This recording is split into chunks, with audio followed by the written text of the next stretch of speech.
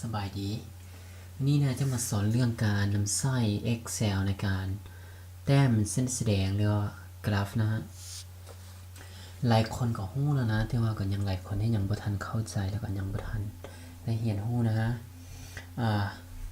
สมมติว่ามีข้อมูลของ x และ y นะฮะ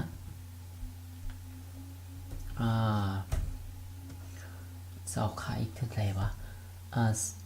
สมมติว่าเอา x เท่าเต็ม1นะฮะ1ไป50แล้วก็ค่า y เซลค่า y เท่าไหร่วะเอาค่า y เท่ากับ x กำลัง2ซะโอเคเอาค่า y เท่า x กำลัง2นะฮะเท่าไหร่ก็ได้นะฮะตามใจเราเพราะว่าเอาเพียงให้เป็นตัวอย่างซื่อๆวันนี้เราได้ข้อมูล x และ y แล้วนะได้ข้อมูล x และ y มาละวันนี้เราจะไปแต้มอันนี้วันนี้ถ้าอยากแต้มให้มาคลิกเอานะฮะข้อมูลนี้นะฮะตัวเลขนะฮะคลิกเอาแล้วก็เลื่อนลงวันนี้เจ้าก็มาที่ insert นะฮะติดเข้า insert แล้วเจ้าก็จะเห็นพวกกราฟหลายๆนี้จะมีหลายๆแบบจะมีวงมุนจะมีอย่างนี้วันนี้ขึ้นกับเฮานะที่ว่าเฮาเหมาะสมตัวใดเบิ่งง่ายบทของเฮามันเหมาะสมตัวใดเจ้าก็เลือกเอาอันนี้ถ้าสมมุติว่าเป็นการทดลองนะการทดลองส่วนใหญ่เขาจะมักใส่พวกที่เป็นเม็ดแล้วก็เป็นเม็ดนี่นะแล้วก็คิดเส้นไปเนี่ยคิดเส้นไปผ่านอันนี้สมมุติว่าเจ้าก็สามารถเปลี่ยนได้สมมติจะบ่มากเจ้าก็สามารถเปลี่ยนสีอยู่ถึงนี้ได้เป็นสีดำซึ่งเป็นง่ายอันนี้จะมีชาร์ตถ่ายตัวนี้หัวข้อนะของกราฟเจ้าว่ามันแสดงถึงอย่างเจ้าก็สามารถคลิกเข้าไปแล้วก็เขียนเข้าไปเราจะเป็นกราฟที่แสดงถึงประสกรบอยอย่างนี้นะหรือว่าจะแสดงถึงการผูกพันแล้วก็ความไวได้เวลาบอยอย่างเจ้าก็เขียนเข้าไปวันนี้ยังบ่มีว่าแกน x มันแสดงถึงอย่างแม่นบ่ยังบ่มีแกน y แสดงถึงอย่างเจ้าก็ติ๊กเข้าเครื่องหมายบวกนี้มัน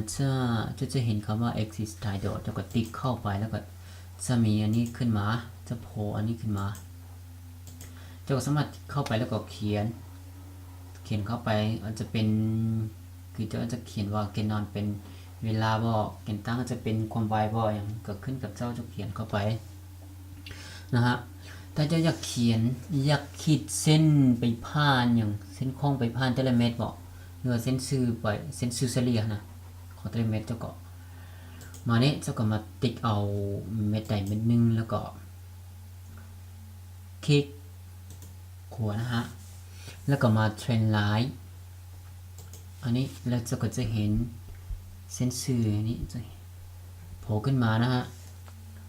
เส้นซื่อเส้นโค้งบออันนี้เจ้าก็เลือกได้ตามใจเจ้าเลย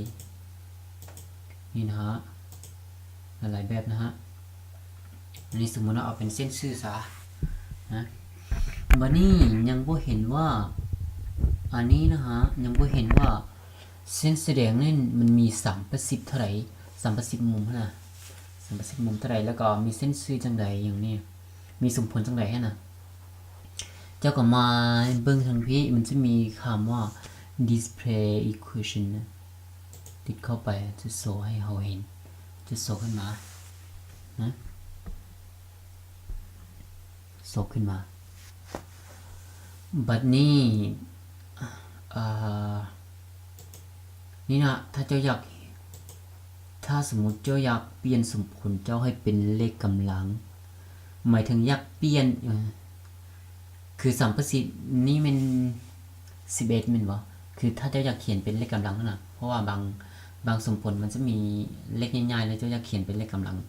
เจ้าก็สามารถมาติดสมผลแล้วเจ้าก็มา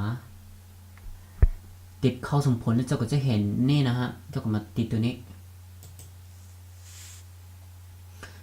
แล้วเจ้าก็มาติดอันนี้แล้วก็มาติดนี่ scientific นะฮะเห็นบ่ตัวนี้นะอันนี้เจ้าเห็นเลข2นี่บ่เลข2นี่หมายถึงจำนวนเลขที่อยู่หลังจุดนะฮะ decimal place นี่นะฮะ เลขที่หลังจุดเห็นบ่เลข2อยู่นี่หลังจุดจะมี2ตัวแม่นบ่คือมี1.10คือมี10นั่นน่ะแม่นบ่วันนี้จะมาอธิบายตัวนี้นะเมื่อกี้สัมประสิทธิ์เมนสัมประสิทธิ์โมเมนต์11แม่นบ่อันนี้ตอนนี้เป็น 1.10e บวก01 x หลายคนน่าจะเข้าใจนะแต่ยังหลายคนยังบ่เข้าใจ e นี่หมายถึง10นะฮะถ้าในความหมายจะหมายถึงว่า 0.10 นี่มาคูณให้ e กำลัง1นะฮะบวก01ตัวเลขที่อยู่ทางของ e ให้นะถ้ามันเป็นบวกหมายถึงว่ามันกำลัง0บวก01นะฮะถ้ามันเป็นลบหมายถึงว่ามันกำลังลบ1นะฮะ10กำลังลบ1นะฮะให้เข้าใจนะฮะนี่นะวันนี้โอเคกลับมาตัวนี้นะฮะกลับมาว่าตัวนี้จะเห็นบอกว่าข้อมูลที่อยู่ฐานที่1นี่นะมันเป็นเกณฑ์นอนได้ข้อมูลที่อยู่ฐานที่2นั่นมันเป็นเกณฑ์ตั้งนะฮะถ้าเจ้าอยากให้ข้อมูลที่อยู่ฐานที่2นั่นฐานที่2นี่นะมาเป็นเกณฑ์นอนนี่นะเจ้าต้องเอาฐานข้อมูลอยู่ฐานที่2มาอยู่ที่1เลยอันนี้จะลงให้เบิ่งนะถ้าสมมุติcopy ตัวนี้นะฮะ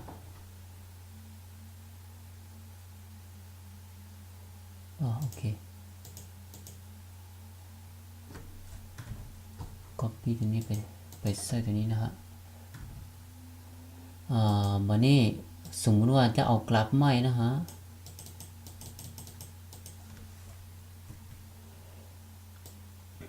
จะเต็มกราฟตัวนี้นะฮะ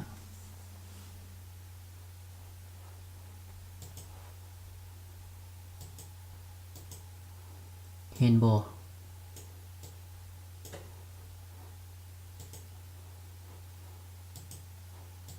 จะเห็นบ่ว่ามันเป็นเกณฑ์นอนแล้วอันนี้นะข้อมูลอยู่ในฐานที่2นี่เป็นเกณฑ์นอน